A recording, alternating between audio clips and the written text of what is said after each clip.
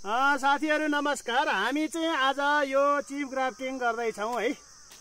यो ओखरको यो रुटमा चिप ग्राफ्टिङ गर्दैछौं। कसरी चिप ग्राफ्टिङ गर्ने भनेर भन्नुभयो भने यो चाहिँ हामीले यसको यो फुलेको यति ठुलो भएको चाहिँ है यो आँखा भएको चाहियो। यसको आँखा ल्याएर हामीले यो हाडे ओखरमा चाहिँ जोड्छौं।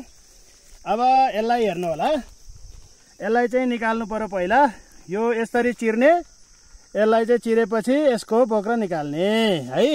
यसरी बोक्रा निकालिसकेपछि अब हामीले यसको यसलाई चाहिँ यो बोक्रा निकालिसकेपछि यसलाई हेर्नु है,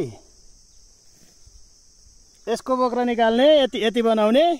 यति बनाइसकेपछि यसलाई चाहिँ यहाँ यसको नापो लिने है। यहाँनिर नापो लिने। यो नापो लिइसकेपछि यसले चक्कुले चाहिँ सर्र काट्ने। यसरी चट्ट काटेपछि यो भयो हैन। अब यति गरिसकेपछि यसलाई चाहिँ अब हामीले यसको यो बोक्रालाई यसलाई निकालेर फाल्ने र यसलाई यहाँ ल्याएर सेट गर्ने है।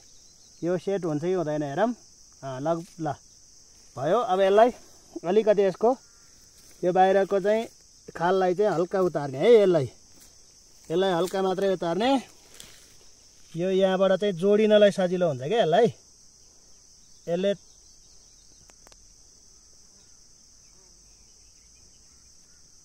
अब यिनीहरू भइसकेको छ। यहाँ हेर्नु होला, यो भइसकेको छ हैन। अब यसलाई चाहिँ हामी यसरी यसलाई चाहिँ राख्छौं। यो फिक्स भयो हैन।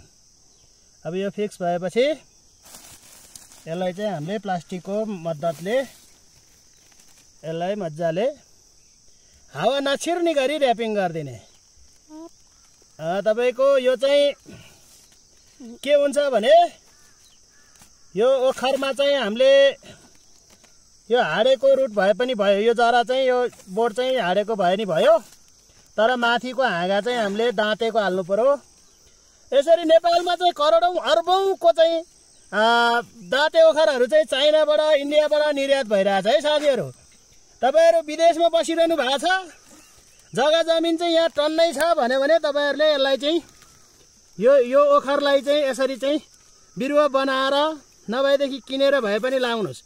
यो तपाई 4-5 वर्ष विदेश बस्नु भयो भने आउँदाखेरि चाहिँ ओखर फल्न सुरु गर्छ। तपाईको पेन्सन पाएछ हेर्नु।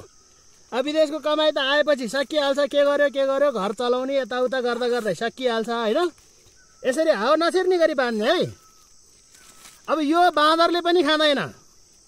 तपाईको बाँदर जतिसुकै लाए पनि यो बाँदरले केही गर्न सक्दैन। यसलाई चाहिँ तपाईले अन्तिममा मजाले मलसल हाल्देर राख्नुभयो भने यो चाहिँ खेती गर्यो भनेदेखि नेपालमा धेरै सम्भावना छ। मैले एउटै बोटबाट 60, 70, 80 हजार सम्मको पनि बेचेको छु है।